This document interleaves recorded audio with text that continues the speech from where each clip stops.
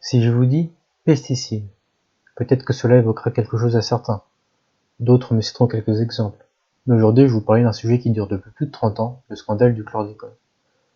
Nouvelle vidéo, on va parler d'une affaire plus trop médiatisée ces dernières années, et pourtant, elle vaut le détour. Le chlordécone, c'est quoi? Eh bien, c'est un pesticide organochloré synthétisé par Gilbert et Giolito en 1951.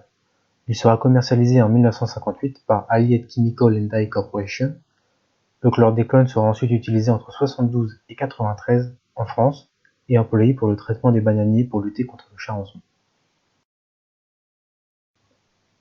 Le charançon noir du bananier, ou Cosmopolite sordidus, est un insecte phytophage inféodé au bananier. En gros, c'est un insecte dépendant du bananier pour vivre.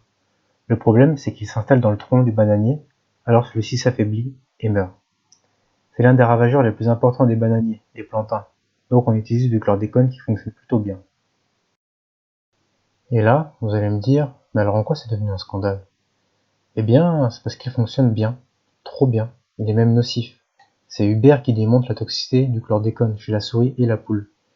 Mais cela ne va rien changer, sa progression commerciale continuera.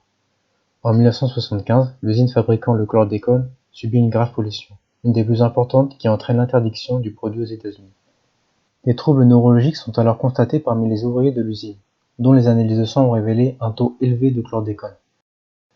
Des prélèvements ont alors montré une contamination généralisée du site et même du fleuve voisin sur plus d'une centaine de kilomètres en aval.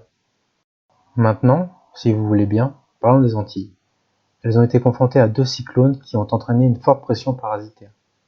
Les planteurs de bananes se sont alors retrouvés dans une impasse technique qui a conduit aux autorités françaises à, malgré tout, accorder en 1981 une autorisation de commercialisation du Curlone, un nouvel insecticide contenant 5% de chlordécone.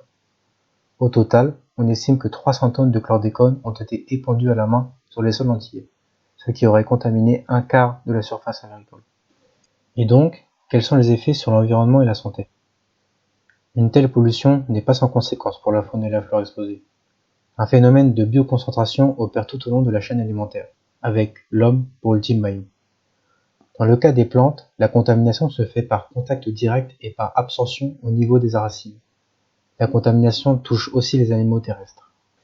Et, selon une étude menée en 2013 par Santé publique France, 95% des Guadeloupéens et 93% des Martiniquais sont contaminés. Des études ont montré que le chlordécone était aussi un perturbateur endocrinien, qu'il avait des effets négatifs au développement cognitif et moteur des nourrissons, qu'il altérait la fertilité et augmentait le risque de naissance prématurée, et est aussi fortement suspecté d'augmenter le risque de cancer de la prostate. Le chlordécone étant un pesticide persistant, nos découvertes sont à la fois une note d'espoir et une source de nouvelles interrogations pour les scientifiques, mais aussi pour la population locale. Si vous voulez approfondir le sujet, je vous invite à regarder ce documentaire.